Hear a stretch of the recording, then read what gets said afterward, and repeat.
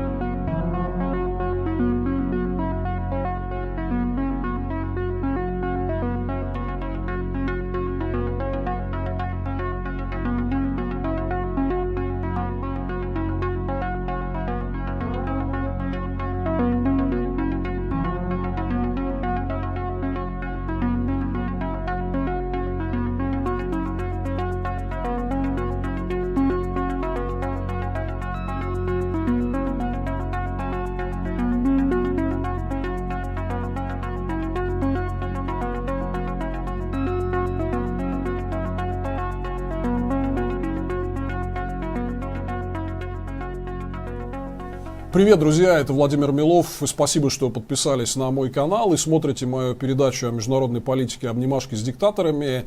Мы даем вам современный и глобальный взгляд на международные отношения вместо той конспирологии или пропаганды, которую вы привыкли видеть и слышать в интернете или по телеку. Если еще не подписались на мой канал, обязательно сделайте, это будет интересно. И вот в нашей прошлой передаче мы обсуждали бывшую Югославию, как югославские республики чувствуют себя после тяжелого наследия Балканских войн 90-х и как они ищут лучшее будущее в европейской интеграции. Что наш обычный русский человек знает про бывшую Югославию? В основном то, что ее в 90-е бомбардировало это самое ужасное НАТО. Мы говорили об этом в прошлый раз. Но именно на пресловутом НАТО, Североатлантическом альянсе, стоит остановиться более подробно. У нас НАТО принято пугать детей. Вы сейчас на экране видите всякие замечательные карикатуры еще времен советского периода, где НАТО рисовалось как какой-то такой ужасный агрессор, который хочет нас всех с вами задушить и раздавить. Давайте обсудим, что такое Североатлантический альянс. Он, кстати, давал в последнее время очень много новостных поводов. И расширение НАТО, которое стало предметом очень серьезного конфликта и разборок с Путиным. Как вы знаете, путинская официальная политика выступает категорически против вхождения в НАТО бывших восточноевропейских коммунистических государств и бывших республик Советского Союза. В НАТО есть свои внутренние проблемы. Они в последние месяцы и годы очень активно ругались с американским президентом Трампом, который хочет заставить их больше платить за свою оборону. Там были всякие разборки, проблемные, скандальные саммиты и так далее. И НАТО участвует в целом ряде разных международных операций и в недавнем прошлом, и до сих пор. Сейчас мы, собственно, расскажем вам о том, что такое Североатлантический альянс, с чем его правильно есть, как его правильно готовить и надо ли его на самом деле бояться. Для начала я хочу, дорогие мои, сказать вам вот что. Потому что я и в серьезных международных дискуссиях, и в обычных кухонных разговорах в России очень часто слышу а зачем это НАТО вообще нужно? То есть сам факт того, что почти 3 десятка развитых стран собрались в какой-то военный альянс, это все воспринимается как некая злонамеренная штука. Они собрались не просто так, а значит они будут обязательно на кого-то нападать. И мы сейчас будем бороться с этой мифологией. Первое, я хочу вам сказать вот что. Очень многие из вас либо очень любят, например, ездить, путешествовать в Европу, либо очень хотят туда попасть.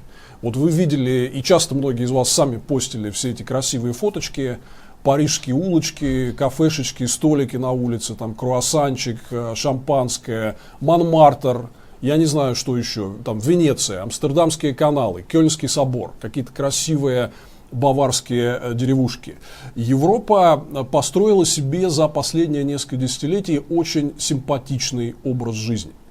И дорогие мои ребятушки, все это дело нужно обязательно защищать.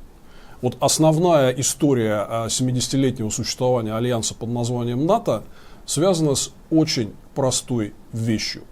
После создания этого альянса прошло уже больше 70 лет, И на территории ни одной из страны-участников НАТО не было военных действий.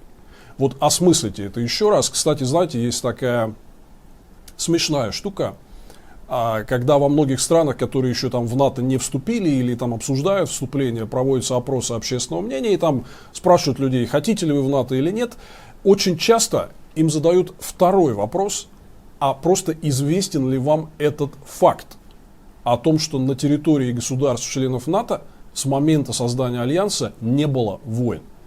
И вдруг тут выясняется, что люди смотрят вот поверх всей этой шелухи, которая нанесена пропагандой, они вдруг смотрят на какую-то новую информацию, которую они не знали раньше.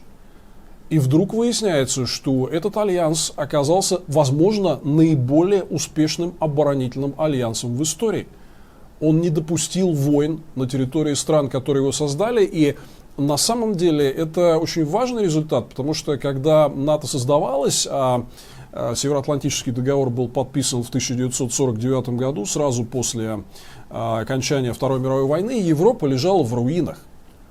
Европа прошла через десятилетия и столетия тяжелых, кровавых и разрушительных войн, где, в общем, так или иначе воевали все со всеми. И вот появился некий новый коллективный оборонный альянс, который защитил весь этот красивый, приятный нам, симпатичный европейский образ жизни и положил конец войнам на этой территории. Да, я не оговорился, вот вопреки всему тому, что вы слышали от путинской пропаганды и что вы видели в карикатурах, в том числе еще с советского времени, НАТО это именно оборонительный альянс, который как раз его устав и предусматривает, что он создан для защиты стран-членов НАТО от внешней агрессии. И когда после Второй мировой войны НАТО создавалось, это было, в общем, не пустым звуком, потому что очень многие справедливо полагали, что Сталин и советский коммунистический режим не остановятся, поделив Европу на части и получив восточноевропейские страны под контроль. Очень многие считали, что Сталин пойдет дальше и в полном соответствии с коммунистической доктриной того времени начнет нести железным кулаком вот эту гегемонию пролетариата в, прежде всего, западноевропейские страны. На самом деле, тут история чуть сложнее, потому что если изучать открытые архивные документы, если читать историков, которые об этом пишут, ну, там, в принципе, идет спор, кто на кого собирался напасть. То есть, на самом деле, были наступательные планы не только у Сталина, но и у западных стран для того, чтобы не допустить распространения вот этой коммунистической заразы. После окончания Второй мировой войны быстро напасть. К счастью, никакие из этих планов не материализовались, и вместо возможной новой большой войны в Европе между коммунизмом и западным миром мы получили все-таки хрупкий, но мир, который продолжался десятилетия. Тем не менее, этот мир был довольно напряженным.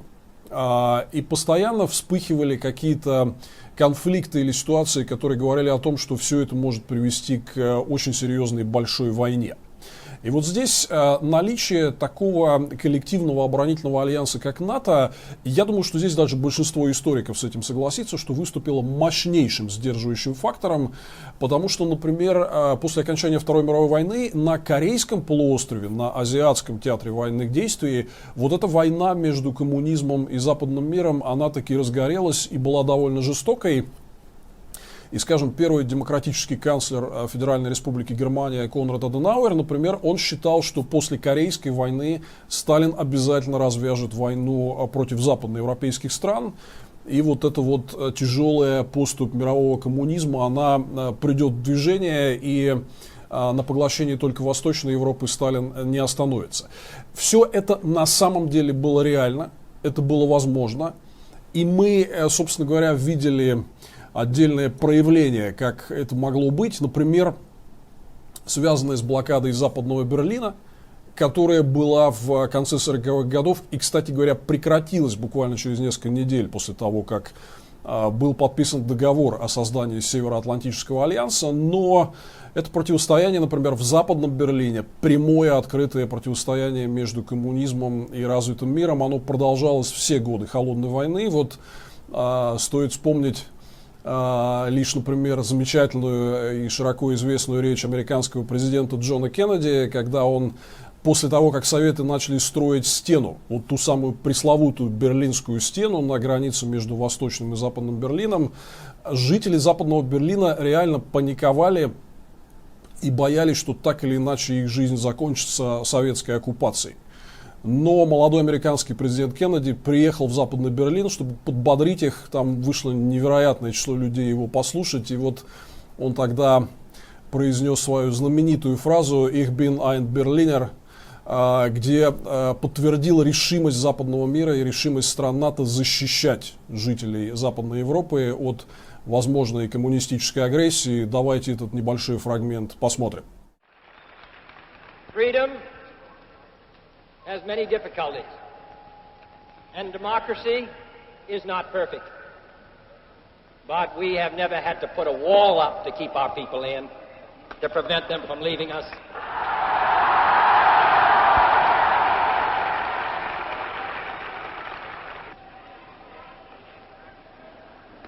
I want to say, on behalf of my countrymen who live many miles away on the other side of the Atlantic, who are far distant from you, that they take the greatest pride, that they have been able to share with you, even from a distance, the story of the last 18 years. I know of no town, no city that has been besieged for 18 years that still lives with the vitality and the force and the hope and the determination of the city of West Berlin.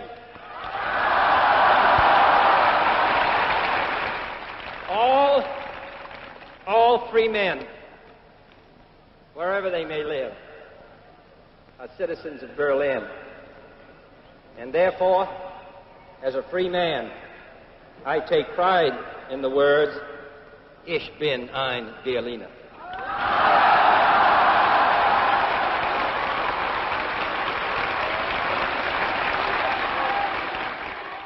Красавец Джон Кеннеди, конечно же. И, кстати, вот есть такая городская легенда, что якобы, когда он говорил эту фразу, он ошибся и произнес ее с такой интонацией и такими оборотами, что якобы это значит не я берлинец, а я пончик с джемом. Это на самом деле не так, это легенда, она много раз опровергнута, в общем, была придумана политическими противниками Кеннеди. Он все правильно сказал, так что не ведитесь. Но вот это один из ярких эпизодов противостояния во время Холодной войны, которое, к счастью, не кончилось большой войной.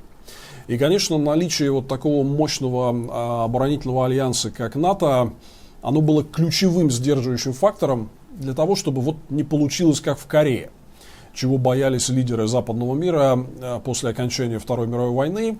Европа осталась спокойной, здесь не возникло нового театра тяжелого военного противостояния, и НАТО в этом сыграло, конечно, ключевую роль. Ну и в целом это беспрецедентный альянс в истории еще и потому, что там вот в пресловутой статье 5 Североатлантического договора заложен вот этот принцип коллективной обороны, когда нападение на любую из стран-членов альянса считается нападением на всех его участников, и они обязаны прийти на помощь и защитить друг друга. И вот, собственно говоря, вот эти обязательства как раз и были мощнейшим сдерживающим фактором для любых потенциальных противников, для того, чтобы вот 10 раз думать, прежде чем напасть на какую-то страну участника Североатлантического альянса, потому что по обязательствам стран-членов НАТО все должны будут прийти ему на помощь. Обнимашки с диктаторами. Ну и еще раз подчеркну, что главный результат вот существования этого союза за более чем 70 лет, это то, что ему удалось защитить свою территорию от войн. Войны бушевали на территории Европы много лет до этого, и вот создание НАТО все-таки было одним из факторов, которые всю эту кровавую вакханалию остановило и, в общем-то, создало такой мощный образец коллективной самообороны развитых стран, который, на мой взгляд, должен служить очень серьезным примером и, в принципе, изучаться, прежде всего, в военных университетах, как успешнейший пример коллективной обороны стран от агрессии и поддержания вот этого большого и мирного пространства без войн. Ничего подобного не было до сих пор в истории, и в этом смысле НАТО успешно выполнило свою задачу. Все-таки нельзя еще раз не остановиться, несколько слов о бывшей Югославии. Я после прошлой передачи получил довольно много обратной связи от вас и хочу повторить несколько вещей по поводу этой ситуации. Ну вот прежде всего, друзья мои, я пытался рассказать вам всю объемную картину югославских войн, которые бушевали все 90-е годы, и НАТО их, в общем, остановило. Мне кажется, что здесь надо выползать вот из этой ментальности, к которой многие у нас привыкли, и говорить только о натовских бомбардировках. Натовские бомбардировки положили конец всему этому делу, а надо изучать всю предыдущую историю, говорить, с чего все начиналось, сколько это продолжалось и сколько было жертв, пока не вмешалась НАТО и все это кровопролитие не остановило. То, что оно его остановило, это непреложный факт. Но здесь есть вот несколько, конечно, таких моментов, которые, с одной стороны, может быть, немножко портят имидж вот этой операции, прежде всего, 99-го года и бомбардировкам Югославии, связанным с войной в Косово. Ну, конечно, прежде всего, вот история в том, что когда НАТО в 95-м году провело свою операцию в Боснии, операцию Deliberate Force, которая остановила трехлетнюю кровавую боснийскую войну, то тогда весь мир вот несколько лет с ужасом наблюдал в прямом эфире, как вот эти бывшие югославские народы друг друга мочат, куча жертв, пылающие города, погибшие дети, военные преступления. Вот только через 3 года НАТО вмешалось, остановило это все, и в Боснии наступил долгожданный мир. А когда проводилась операция в 1999 году, то они решили вот долго не ждать и прямо на начальной стадии конфликта между Сербией и Косово вмешаться и положить этому конец, чтобы не довести до вот этих тяжелых кровавых последствий, как было за 4 года до этого в Боснии. Ну вот что здесь можно сказать, да? Это немножко имиджево, конечно, подпортило им все, потому что многие говорят, а чего они влезли, чего они вдруг начали бомбить Белград. Ну а что, надо было ждать 3 года, чтобы они там переколбасили все друг друга, чтобы были десятки тысяч жертв, чтобы очередная где-то массовая резня, там братские могилы и очередные военные преступления. Ну вот они решили не ждать. Они решили влезть и побыстрее закрыть всю эту проблему. Вторая история, конечно, все-таки одно дело, когда у вас где-то там ведутся боевые действия, кто-то стреляет друг в друга. Другое дело — это бомбардировки крупных городов в прямом эфире. Конечно, Белград — крупная восточноевропейская столица, которая подвергается вот этим всем ракетным обстрелам. Но в прямом эфире телевидения это выглядело, конечно, довольно жестко. Плюс еще, как всегда, они там что-то не туда попали. Была вот известная история с тем, как они разбомбили по ошибке китайское посольство, погибли люди. Но это был не единичный такой случай. Поэтому, конечно, здесь есть и имиджевые издержки, и издержки исполнения. Но в целом, вот, ребят, те из вас, кто пишет мне, что вот вы как-то так немножко односторонне освещаете эти события. Я совершенно сознательно это делаю. Я не хочу вставать на сторону кровавого мясника Милошевича. Мне не интересно ради того, чтобы, знаете, выслушать одну сторону, выслушать другую сторону. Мне совершенно не интересно выступать искусственным защитником и апологетом вот этой всей кровавой вакханалии, устроенной Милошевичем. Пусть это делают другие, если у них хватит совести. Я рассказываю о ситуации, как она виделась именно с международных позиций, но весь мир, включая Россию. Я рассказывал вам про нашего бывшего спецпредставителя по Югославии Чуркина, который говорил о том, что сербы охвачены военным безумием. Но весь мир с ужасом смотрел на то, что происходит. Пришло НАТО, сделало, в общем, грязную работу. Да, может быть, не всегда ее сделало чисто, но положило конец вот этому кровавейшему конфликту в Европе со времен Второй мировой войны. Очень хорошо, что НАТО эту главу закрыло. Давайте все-таки и мы закроем ее, двинемся дальше, как мы уже говорили, по пути процветания европейской интеграции балканских народов.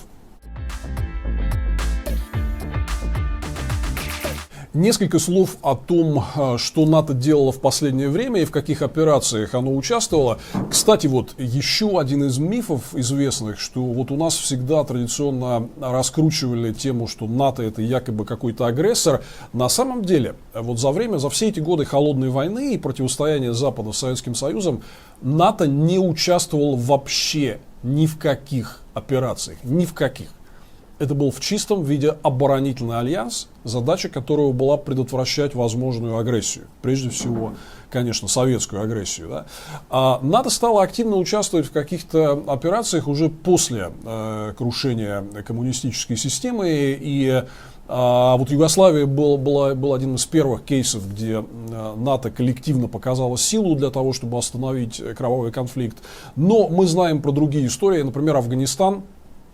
И с тех пор, как американцы в 2001 году уничтожили там власть террористов из движения «Талибан», НАТО очень активно участвовало в операциях по поддержанию мира в Афганистане. И, собственно говоря, до сих пор продолжает это делать. По сути, делает очень важную работу, важную прежде всего для нас с вами, дорогие россияне. Потому что вот эти бородатые маджахеды, которые, когда они в 1996 году взяли Кабул, они же прямо говорили: мы пойдем дальше к северу, к мусульманским святыням, там Бухара, Хива и все такое. Да? Я, кстати, помню, какая была в российском правительстве во второй половине 90-х на эту тему паника, что с этими талибами делать и как их сдержать. Вот сегодня эту миссию в Афганистане выполняет НАТО, в общем-то сдерживает очень важный южный рубеж наступления вот этого исламского экстремизма и терроризма. За это им надо сказать спасибо. Кстати, пока Путин с ними не разругался, мы с ними очень хорошо сотрудничали. У нас в России, например, был открыт транзитный центр НАТО в Ульяновске, который как раз занимался переброской грузов и персонала в Афганистан, где НАТО выполняло вот эту вот свою миссию. Это сотрудничество шло очень хорошо. Кстати говоря, жители Ульяновской области были очень этим делом довольны. В том числе это и приносило Российской Федерации определенные доходы. Так что мы не просто можем, но и должны будем вернуться к нормальному сотрудничеству с НАТО, в том числе в борьбе с исламским терроризмом и экстремизмом. Ну, другая известная операция — это операция в Ливии. Тоже вот на самом деле за прошедшие годы она обросла огромным числом мифов по поводу того, что там произошло. Давайте, ребята мои, восстановим хронологию того, что происходило в Ливии до вмешательства НАТО и в связи с операцией НАТО. Там произошло следующее. В рамках вот этих всех волнений, которые возникли в ходе арабской весны, в восточной части Ливии, столицей фактически которой является город Бенгази, люди сбросили власть диктатуры Каддафи. И вот это многолетнее, там, 40-летнее диктаторское правление, по крайней мере, на части территории Ливии было окончено. Что начал делать Каддафи? Он начал применять авиацию против этих мирных демонстраций, готовил наступление на Бенгази, которое обернулось бы просто невероятной кровавой резней. И, собственно говоря, все международное сообщество было дико озабочено происходящим, что сейчас Каддафи возьмет и просто вырежет полстраны, потому что никто не сомневался в том, что он абсолютно жесточайший и кровавый диктатор. Да? И на эту тему была даже принята специальная резолюция Организации Объединенных Наций, которая, во-первых, давала санкцию международную на применение силы для того, чтобы остановить вот это потенциальное варварство со стороны режима Каддафи, не дать ему уничтожить своих соотечественников, которые свергли диктаторскую власть. И, кстати говоря, Россия в этот момент не голосовала против этой резолюции. Обычно Россия традиционно защищает диктаторов в Совете Безопасности ООН в порядке наших привычных обнимашек, да?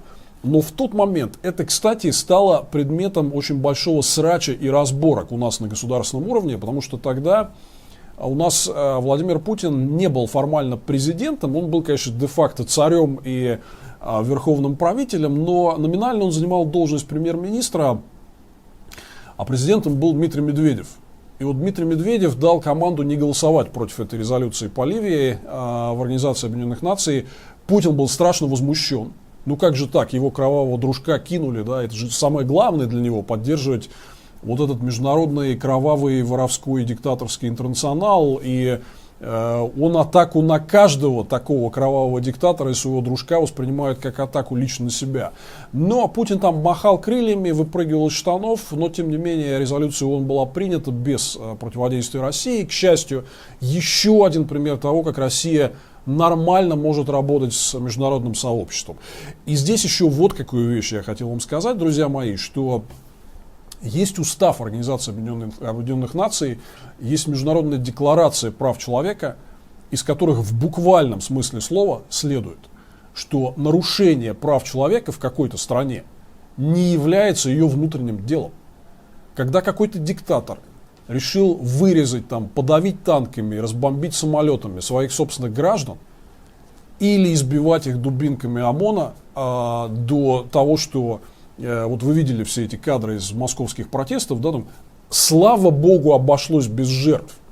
Хотя, к сожалению, вот смотря как у нас развивается ситуация в России, в общем, видно, что Путин на все готов, и еще не вечер, были громкие ситуации. Я, например, помню протест в Иркутске, где я участвовал, и люди вышли протестовать там против очередных вредных экологических проектов олигархов, которые могли разрушить экосистему озера Байкал. Так против них пригнали военную технику с расчехленными пулеметами.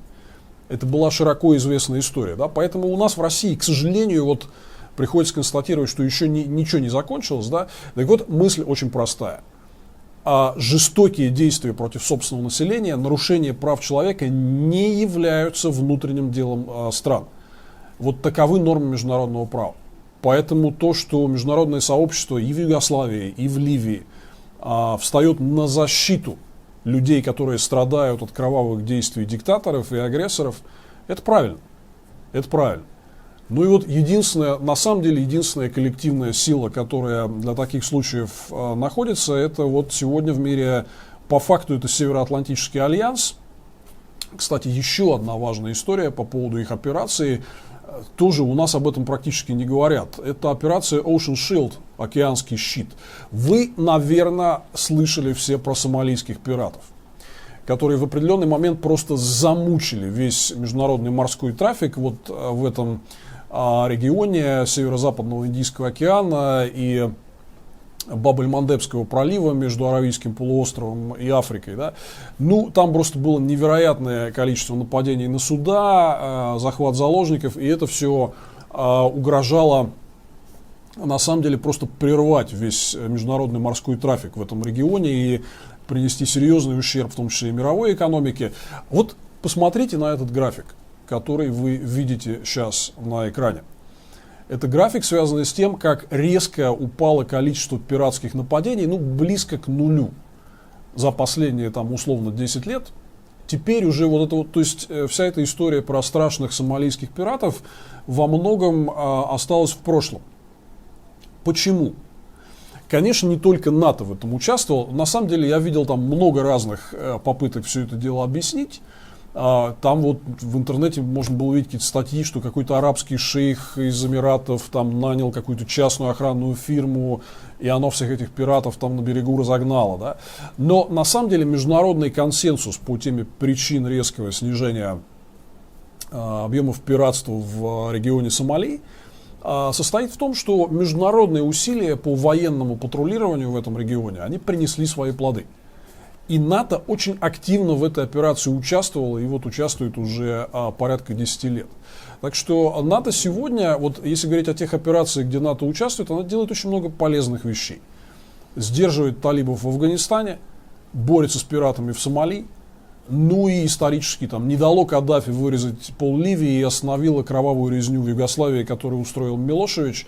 Честно говоря, вот это все немножко отличается от тех страшных пугалок, которые вам рассказывают про НАТО с утра до вечера наша официальная пропаганда.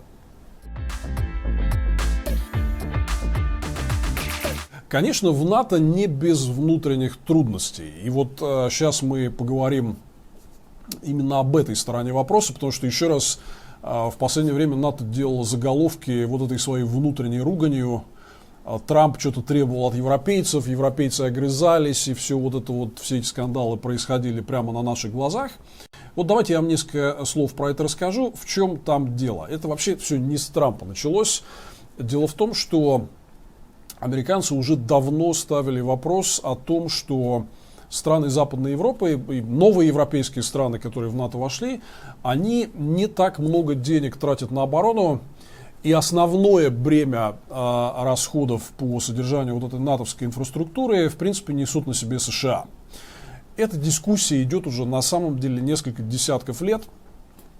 И, конечно, бурное экономическое развитие последних десятилетий и преодоление тяжелого наследия коммунизма в Восточной Европе, в принципе, открыло новую почву говорить о том, что, типа, ребят, у вас экономически все неплохо, давайте вы подтягиваетесь и там, тратьте больше на оборону, чтобы вот этот непропорционально большой американский вклад в общие военные расходы НАТО, он как-то уменьшался, и европейцы на самом деле в этот процесс включались и вносили гораздо больший вклад в совместную коллективную оборону.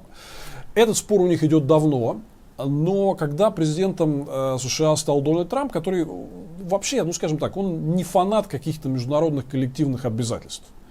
Он изоляционист. Его тактика — это America First. Кстати, вот важный такой момент, откуда вообще впервые в американской политике появилось выражение America First. Америка прежде всего. Наверное, так будет точнее все перевести. Это движение, которое существовало в Соединенных Штатах в 30-х, 40-х годах прошлого века, которое говорило, что нам не надо воевать с Гитлером. Это их европейская разборка. Плюнем на них, пусть сами разбираются. Нам главное, значит, вот заниматься своим внутренним колхозом. Вот отсюда пошли корни движения под лозунгом America First. И Трамп, это не случайно то, что он взял именно этот лозунг на вооружение.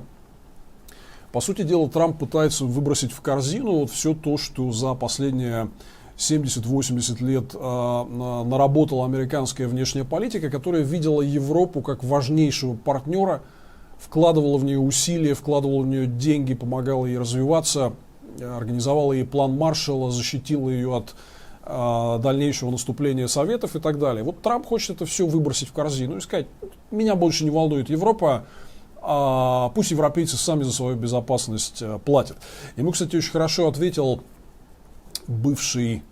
известный бывший посол Соединенных Штатов в России, мой хороший знакомый Майкл Макфол, который написал замечательный текст на эту тему.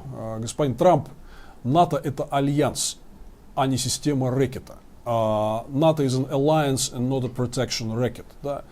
Это вот не такие отношения, когда к вам приходят бандосы и говорят, значит, вот вы нам башляете, а мы вас за это будем охранять. Да? Нет. Отношения Соединенных Штатов с европейскими партнерами, они не по таким принципам строились. Ну и, конечно, вот Трамп, вот это требование: давайте, европейцы, подтягивайте свои военные расходы, он превратил просто в какую-то истерическую категорию такую. Типа, если не будете платить, значит, вообще вот весь этот Североатлантический альянс нафиг не нужен. На самом деле, я хочу сказать вам следующее, что вот просто давайте посмотрим на факты. Да? Вот график, который вы сейчас видите на экране, вот они несколько лет назад сформулировали такую цель, что каждая страна НАТО должна тратить на оборонные расходы не менее 2% своего ВВП. Вот на графике, который вы видите, очень четко видно, что большинство стран-членов НАТО, они, если даже не дотягивают до этой планки, то очень к ней близки. То вот эта тема, что якобы Европа не доплачивает за безопасность и все их содержит Америка, ну это не так. И, кстати, вот еще один график, это, собственно, официальные натовские данные, показывают, что НАТО в Европе и Канада очень сильно наращивали свои оборонные расходы, вот, чтобы достичь этой планки в 2% ВВП в последние годы. И таким образом, в принципе, выполняли эти договоренности. Там есть отдельные исключения. Конечно, вот проблемная история считается Германия, и очень много претензий к тому техническому состоянию и вообще организации, в которой находится германский Бундесвер. Ну, такое общее представление в оборонных кругах на Западе в том, что Бундесвер, в общем, сильно запущен в плане своей боеспособности и вооруженности. И, кстати говоря, вот новая глава Европейской комиссии Урсула фон дер Ляйен, она работала 6 лет министром обороны в правительстве Ангелы Меркель. И вот как раз ее считают очень успешным министром в плане подтягивания Бундесвера до каких-то современных оборонных стандартов. Так что Германия, да, она отстает. Это вы вот сейчас еще раз можете увидеть даже и на графике. Но она, в принципе, подтягивается. Поэтому нельзя так вот говорить, что типа американцы платят за все, а европейцы, значит, вот в этот момент ничего не делают. А европейские политики традиционно настаивают, например, на том, что у Европы непропорционально больший объем помощи окружающим странам в развитии. То есть они вбухивают много миллиардов в страны-соседи, помогая им развивать свою экономику, инфраструктуру и так далее. И таким образом, то есть вот нельзя все мерить исключительно военными категориями. А вот эта помощь соседям в развитии тоже играет очень важную сдерживающую роль в отношении каких-то новых возможных конфликтов. Вы расчищаете вокруг себя и облагораживаете такое мирное пространство, способствуете его процветанию. Поэтому это вот как бы не деньги, выброшенные на ветер. Это вот европейцы настаивают, что эти бюджеты на поддержку развития соседних государств тоже надо рассматривать в контексте обеспечения безопасности, а не только в чистом виде расходы на военку. Ну и еще вот в связи пару моментов я хотел сказать. Первое, что Соединенные Штаты, вот их военные расходы, они далеко не связаны вот только с участием в коллективной обороне в рамках альянса НАТО. Военное присутствие США глобально. И тратят они вот на содержание своей инфраструктуры абсолютно везде. На Ближнем Востоке, в Юго-Восточной Азии, в Тихом океане, в Индийском океане, в Африке, в Европе, в Средиземноморье, там, в Атлантике и так далее. Да? Вот эти непропорционально более высокие американские военные расходы, они про все. НАТО-то не является глобальным альянсом. У него нет такой задачи. У него задача коллективной обороны вот этого трансатлантического пространства. Поэтому, на мой взгляд, когда американцы хвастаются, вот мы сколько тратим на армию, ну так, ребят, вы тратите это дело на вот это свое глобальное присутствие. У НАТО такой задачи никогда не было, поэтому вот мне кажется, что вся эта истерика, которую нагнетают американцы, да, конечно, нужно подтягивать европейскую оборону. Они, в принципе, без американцев, ну давайте прямо говорить, они такие довольно хиленькие сами по себе. Сейчас мы еще к этому моменту вернемся, да. Здесь нет вопроса, но, как я уже объяснял, этот процесс постепенно идет. И то, что Трамп в присущей манере превратил все это дело в истерику, но это не красит ни Трампа, не способствует стабильности трансатлантических отношений. И где-то каждый раз, когда вот эти обвинения со стороны американцев звучат, где-то смеется очень веселый и довольный Путин, конечно, которому вот эти ссоры внутри трансатлантического альянса развитых демократических стран, ему это все как бальзам на душу. И второй очень забавный момент, вот я говорил про эту пресловутую статью 5 Североатлантического договора о коллективной обороне. Если напали на одну страну, то значит все остальные обязаны прийти ей на помощь. Так вы знаете, что эта статья задействовалась только один раз в истории. И кому, как вы думаете, все остальные страны-участники Североатлантического альянса, кому они пришли на помощь? Кто попросил их, ребят, нам плохо, помогите? Это были как раз США, которые обратились к своим партнерам после террористических атак 11 сентября 2001 года. Они формально задействовали эту статью 5, сказали, на нас напали, мы хотим обороняться, пожалуйста, помогите нам. И все страны-члены альянса отправили своих солдат в Афганистан, хотя на них формально никто не нападал. И вот как вы видите цитату из бывшего президента Эстонии Томаса Хендрика Ильвеса, как он начал так недовольно ворчать после очередных вот этих эскапад Трампа, что типа НАТО устарело и европейцы мало тратят на оборону. Он говорит, слушайте, мы своих солдат эстонских посылали в Афганистан бороться с исламскими экстремистами и террористами без всяких вопросов, без всяких резерваций. И они погибали там и вот совместно несли этот коллективный долг. Да? Поэтому вот очень интересно, что единственный раз, когда другие страны НАТО пришли на помощь одной стране, которая об этой помощи попросила как раз США. Пришли все остальные, которых вот теперь обвиняют, что они недостаточно тратят на оборону. Обнимашки с диктаторами.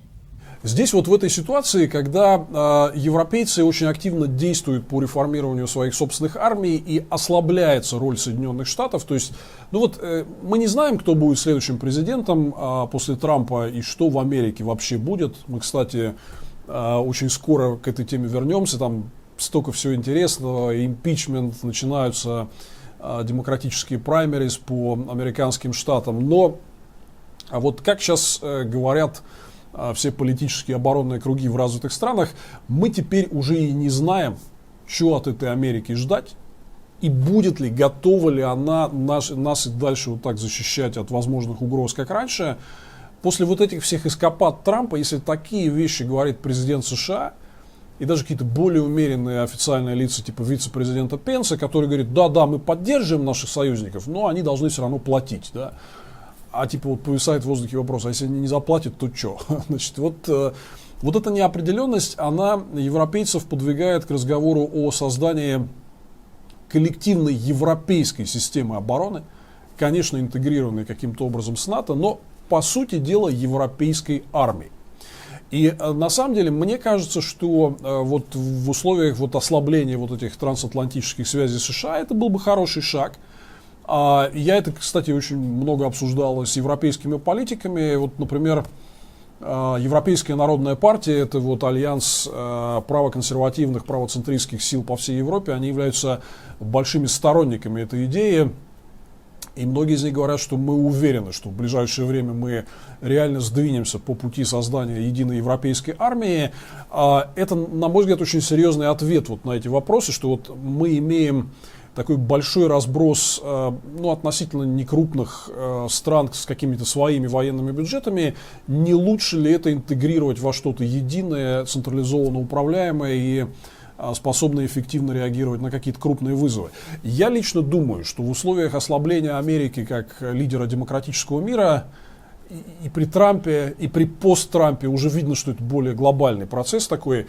Европе надо приподняться, встать и показать себя глобальным игроком, который может в том числе и защищать демократию, давайте откровенно говорить, военными средствами. Да? И в разных международных конфликтах показывать себя как сила, а не просто как набор красивых ребят в пиджачках с сине-желтыми красивыми флагами, да? А как те, кто может и ответить на агрессию, в случае чего. В этом плане я считаю идею появления европейской армии хорошей идеей. Уверен, что в этом вопросе в ближайшие годы что-то сдвинется. И здесь как раз ожидаемый выход Британии из Евросоюза может оказать положительное воздействие, потому что Британия сопротивлялась традиционно. Она всегда себя видела такой эксклюзивной империей. И она сопротивлялась созданию единых европейских сил обороны. Я думаю, что с выходом Британии этот процесс пойдет невообразимо легче, и мы создание европейской армии в том или ином виде в ближайшие годы увидим. Наверное, это будет ответом на вот эту всю ругань с американцами, на ослабление американского влияния и на ослабление надежд на американскую поддержку. Кстати, вот очень важная вам такая интересная цифра, когда вас пугают альянсом НАТО и страшной угрозой, которую он несет Российской Федерации, примерно 250 тысяч, четверть миллиона человек составлял американский военный контингент в Европе в момент окончания Холодной войны, в конце 80-х годов. Четверть миллиона американских войск стояло в Европе. Сейчас осталось около 60 тысяч. Таким образом, этот контингент сократился в разы. Вот вам результат распада коммунистической системы и окончания Холодной войны. Американские войска из Европы уходят. Скоро их, быть может, совсем почти не останется. Это вот в противовес всему, чему будут рассказывать по телевизору. На самом деле современное НАТО означает меньше американских войск в Европе, в разы меньше, чем было во времена противостояния СССР и США. Обнимашки с диктаторами. В НАТО есть и другие внутренние проблемы. В частности, вообще сейчас там 29 стран-членов. Если вот сейчас в ближайшее время должны принять Северную Македонию, их будет 30, черт возьми, это очень тяжело. Когда вы должны принимать какие-то важные коллективные решения, причем часто быстро и оперативно, с участием 30 правительств, у которых дома сидят свои избиратели, которые говорят, мы не хотим, чтобы наши, значит, мальчики ехали где-то там, погибали в каком-то непонятном Афганистане. Мы хотим в своей Венгрии, значит, сидеть и возделывать свою там колхозную пахоту, да, и вот огородить себя от мигрантов и, значит, не участвовать ни в чем таком. Да. Этого, вот там сейчас достаточно сложно. То есть вот сейчас мы перейдем к теме, надо ли России стремиться вступить в НАТО. Но, вообще говоря, там довольно сложно идет принятие решений с таким огромным количеством стран-членов. Все из них, почти все из них, сейчас чуть вернемся к этой теме, являются демократическими странами, которые зависят от мнения избирателей в своих странах. Как вы можете догадаться, избиратели не очень любят, когда власти куда-то посылают армию, и их ребят, где-то, чтобы они где-то воевали и погибали. Да? Ну вот, поэтому процесс согласования каких-то активных действий, участия в операциях, вот при таком количестве стран-членов, при таких сложных тенденциях в политике западных стран с ростом популизма, изоляционизма и так далее, сложно идет процесс принятия решений. Ну, по-моему, это вот не секрет. Я думаю, всем очевидно, что НАТО нужны очень серьезные реформы в том, как этот альянс функционирует и управляется. Вот на примере той же операции в Афганистане, когда это не бомбардировки, как в Ливии, и не корабли послать, как в Сомали, да, а надо было посылать вот физический персонал, солдат, офицеров, для того, чтобы они воевали с большим шансом быть убитыми, реально. То есть в Афганистане много лет идет такая вот реальная наземная война, и НАТО выступает в этой войне на стороне защиты интересов цивилизованного мира. Так вот, это непростая история. Политически это очень сложно. Таким вот крупным альянсом управлять. Конечно, НАТО нужны реформы, и, конечно, вот такое большое число стран-членов, ну, оно утяжеляет этот процесс принятия решений. Кроме того, в НАТО, в общем, еще есть свои такие троянские лошади. Прежде всего, конечно, речь о Турции, которая, давайте откровенно говорить, при Реджепе Таyyипе Эрдогане Турция перестала быть демократической страной в том понимании, к которому мы привыкли. И фактически Турция сегодня во многом в международных делах выступает на стороне вот этого самого клуба диктаторов, о котором мы говорим в каждой из наших передач. Турция не является сегодня полноправным участником свободного демократического мира. Это очень усиливает напряженность внутри альянса, осложняет все эти отношения. С одной стороны, вот развитые страны говорят: слушайте, ну вот это не демократическая страна, мы не хотим наших мальчиков и девочек посылать ее защищать, воевать за нее, да. А с другой стороны, Турция все время продвигает какие-то собственные интересы в международных политических и военных вопросах, которые часто не соответствуют интересам демократического мира.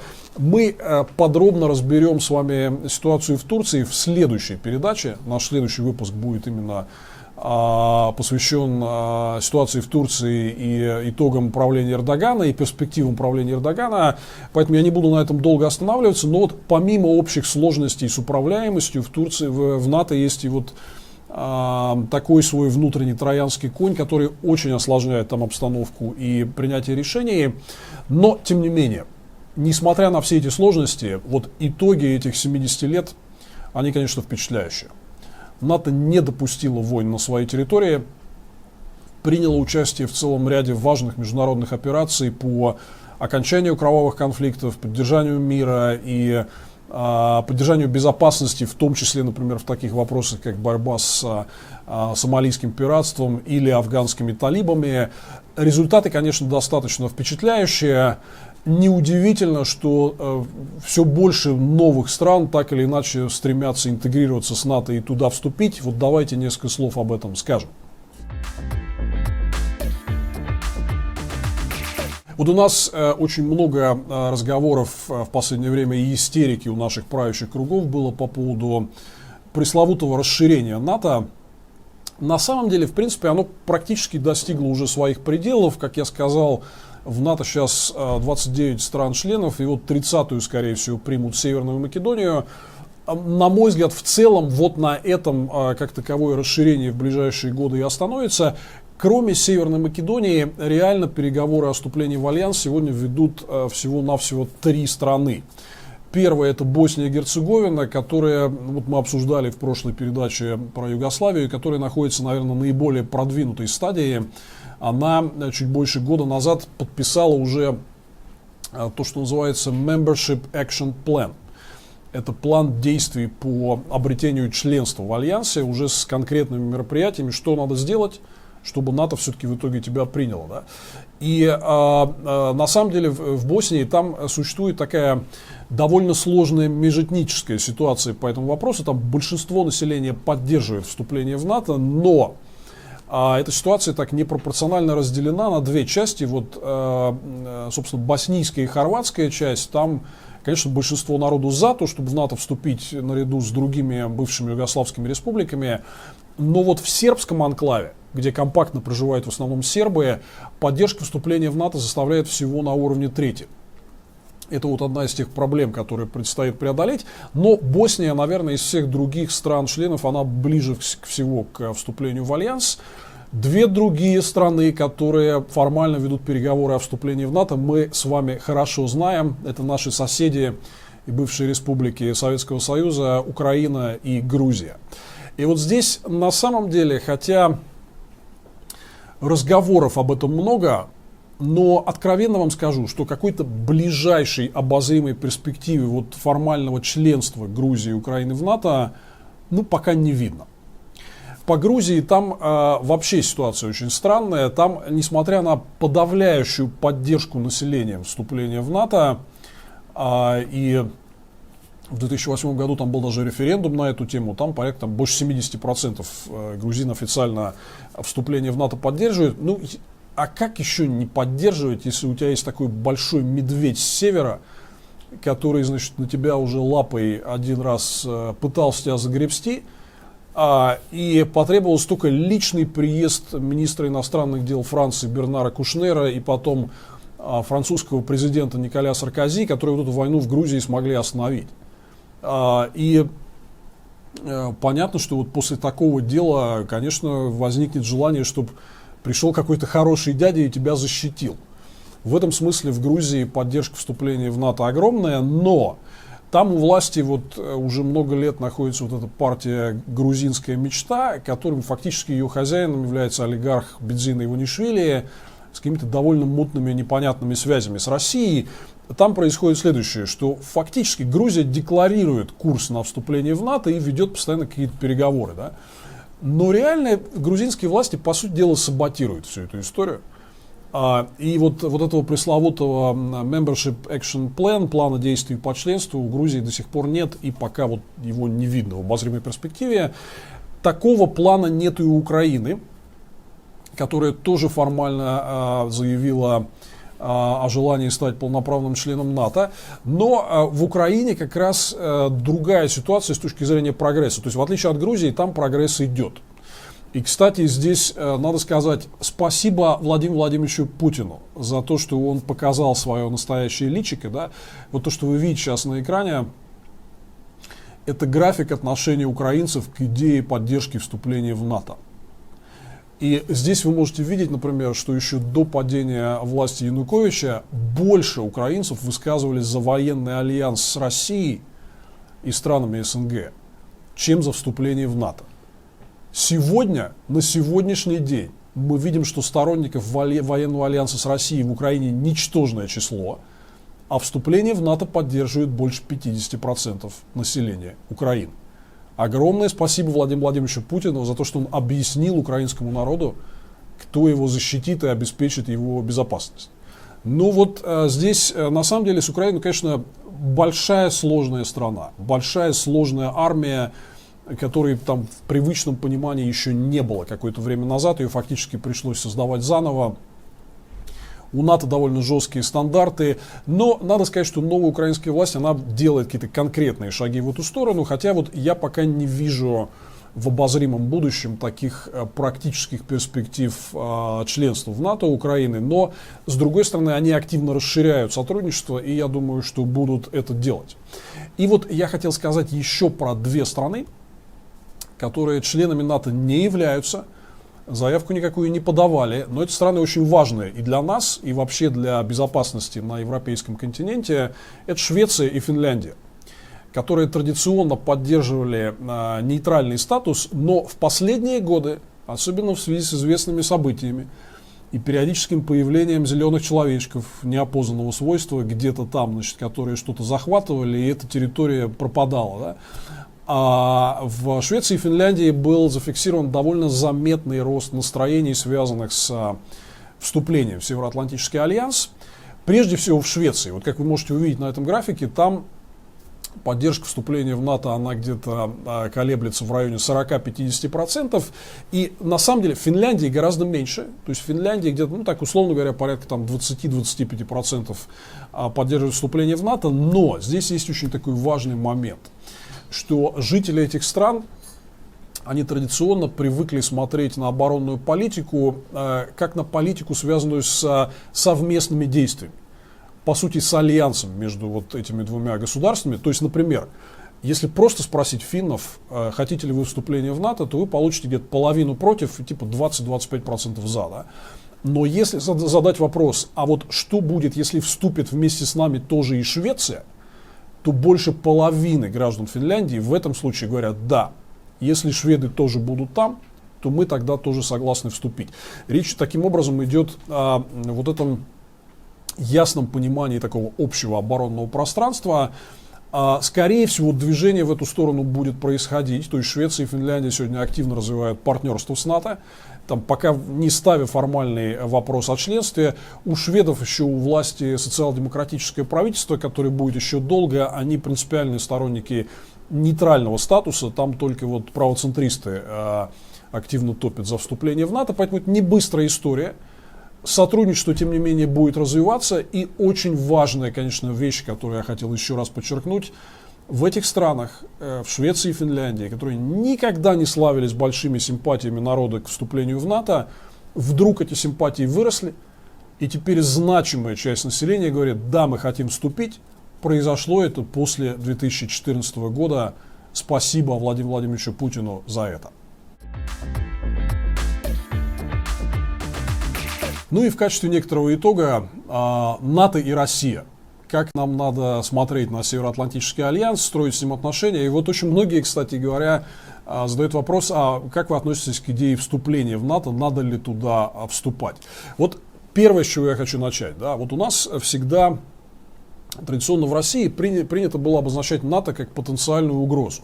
Ну, вообще, это какой-то другой блок, военный блок стран, в который мы не входим. И вот мы не знаем, как он завтра себя там в отношении нас поведет. Да. Ну вот как здесь, на мой взгляд, грамотно рассуждать? Конечно, когда вы строите какую-то свою оборонительную доктрину, вы должны рассматривать все возможные угрозы. В том числе, да, почему нет обсудить возможность потенциального военного конфликта со странами НАТО. Но, друзья мои, у меня к этой ситуации очень простой подход. А давайте мы сначала на первом месте обсудим такую штуку, как китайские баллистические ракеты у наших границ. Давайте обсудим китайскую военную угрозу, о которой мы вам подробно рассказывали в одной из наших передач. Давайте вспомним, с кем из крупных стран у нас был последний открытый прямой вооруженный конфликт. С Китайской Народной Республикой в 1969 году, а не с какими ни странами НАТО, да. И вот первое, о чем я хотел бы говорить, что когда вы ранжируете вот военные угрозы, хорошо, потенциальные угрозы НАТО, давайте поговорим. Давайте сначала поговорим о военной угрозе Китая, которая гораздо более материальна. Китай наращивает огромную армию прямо вблизи наших границ. Китайские политики открыто обсуждают вопрос о том, что Сибирь была несправедливо у Китая отторгнута в XIX веке. Китайская армия проводит сухопутные учения с отработкой маршей бросков больше, чем на 1000 километров. Кого они собрались? Мьянму, что ли, таким образом захватывать? Ну, конечно, нет. Вот давайте сначала обсудим вот эту военную угрозу номер 1. Давайте сначала обсудим военную угрозу номер 2. Это история с исламским экстремизмом и потенциальным наступлением всего этого дела на север.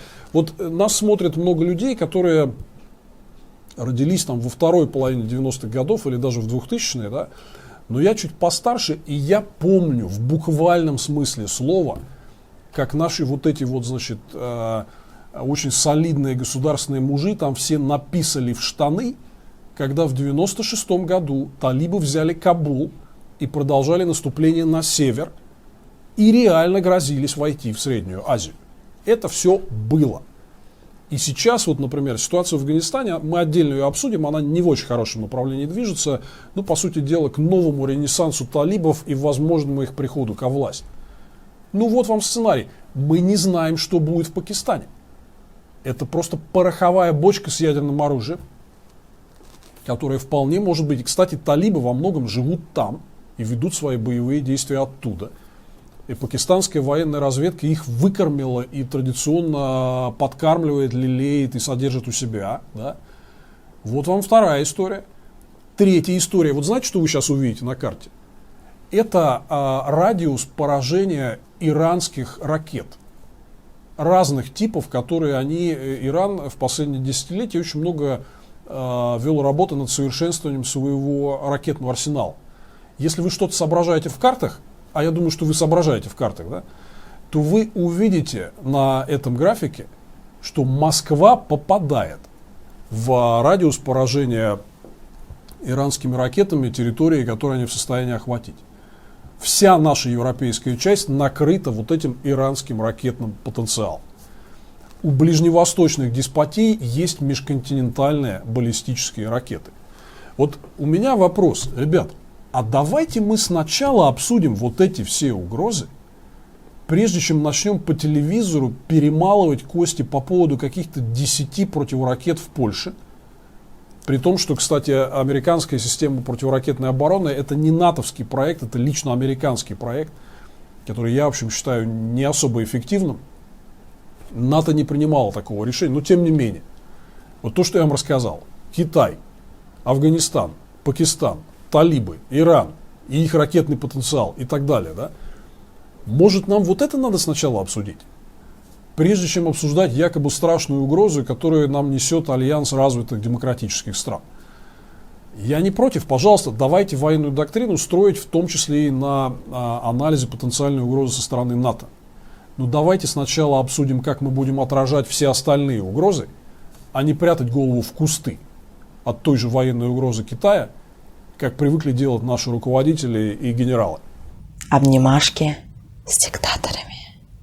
И последний вопрос о том, в принципе, нужно ли, как нам надо выстраивать партнерство с НАТО и нужно ли нам думать о том, чтобы, возможно, в этот альянс вступить. Ну, во-первых, вообще любой нормальный современный человек в 21 веке, конечно же, будет видеть НАТО потенциальным партнером в обеспечении глобальной безопасности. Потому что НАТО это альянс демократических свободных стран. Такого другого больше нет. Как раз в том, чтобы сеять агрессию, кого-то захватывать, там, нападать, заинтересованы прежде всего авторитарные страны. В разжигании войн, там, нестабильности и так далее. Смысл существования НАТО за все 70 лет было поддержание мира и стабильности на территории стран-участников этого альянса. НАТО довольно много сделал для обеспечения глобальной безопасности в самых разных операциях, про которые я рассказывал. И против пиратов в Сомали, и против талибов в Афганистане, и против тех, кто разжигал кровавые балканские войны в Югославии. Да. Ну, понятное дело, что это такой очевидный партнер, который прям просится на то, чтобы мы свою оборонную доктрину выстраивали на очень тесном с ним взаимодействии. Мы, например, если мы будем взаимодействовать со странами НАТО, мы сможем замкнуть так называемое Северное кольцо, сделать Арктику и северные широты зоной абсолютно закрытой для потенциальных войн и конфликтов, полностью безопасной. Вместо соперничества можем совместно договориться о механизмах обеспечения здесь безопасности, и чтобы ни одна там китайская вооруженная мышь не проскочила. Да? Вот мы можем это сделать. НАТО абсолютно к этому готово, и оно постоянно подтверждает, что очень хочет вернуться к нормальному партнерству с Россией, и чтобы Россия перестала устраивать истерику по поводу расширения НАТО и по поводу каких-то там транзитных центров с персоналом 2-3 тысячи человек в Румынии или Болгарии. Я считаю, что к этому партнерству надо возвращаться, это раз. И два, по поводу членства. Во-первых, знаете, кто из высших российских официальных лиц был наиболее близок к тому, чтобы прям заявить о том, что Россия собирается вступать в НАТО. Это был Владимир Владимирович Путин. Он официально делал эти заявления в начале своего президентства в 2000 году, этому есть масса свидетельств. И он говорил о том, что для нас потенциальная цель – это вступление нашей армии в НАТО. Потом он с Западом поссорился, стал корчить из себя такую обиженку, да, во всем стал Запад виноват, и Запад у нас стал абсолютно везде плохой, но изначально-то у него это не было так, пока вот он на них не начал обижаться. Да. В 2000 году он говорил вполне здравые вещи, что нам нужно как минимум с НАТО тесно сотрудничать по вопросам глобальной безопасности, и открыто говорил о том, что для России есть перспектива вступления. Я лично считаю, что России формально в качестве страны члена НАТО туда не нужно стремиться по одной простой причине.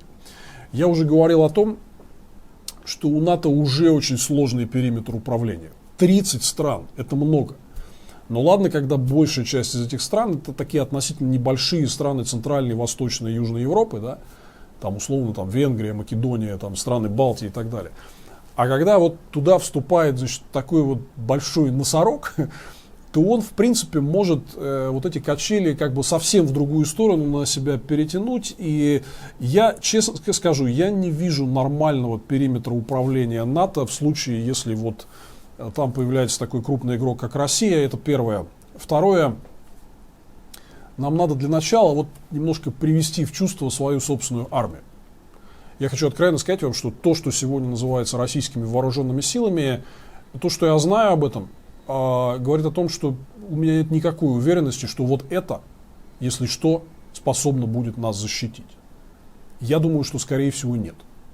Скорее всего, если что-то, то вот перспектива превратиться в китайский протекторат, ну давайте называть вещи своими именами, да, она такая далеко не нулевая.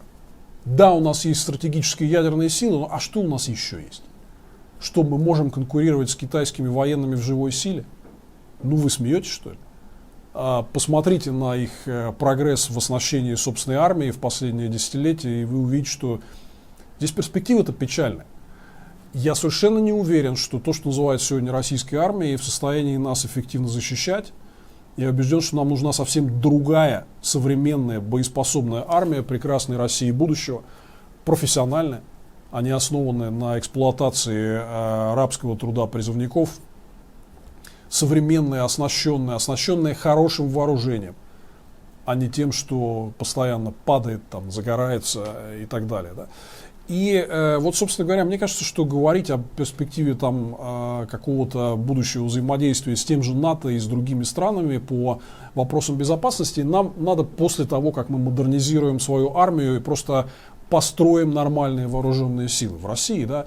Вот то, что мы имеем сейчас, куда-то с этим вступать, я, откровенно говоря, думаю, что пока мы не готовы. Да. Ну и плюс все-таки НАТО это формальное название Североатлантический альянс. Он создавался под периметр защиты и обороны Атлантического пространства. Россия, вы знаете, куда простирается. Камчатка, Владивосток, южные степи и так далее. Да? Мне кажется, еще раз, с точки зрения просто управляемости и какой-то вменяемой концентрированной оборонной доктрины, это будет too much. Поэтому просто вот эти ограничители...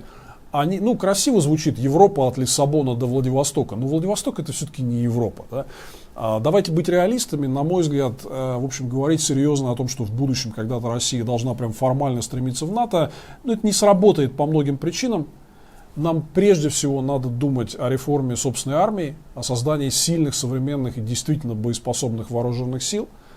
Нам нужно думать об угрозах, которые идут к нам с юга и востока. Мы пока не готовы им противостоять. Конечно, нам надо по-другому посмотреть на НАТО.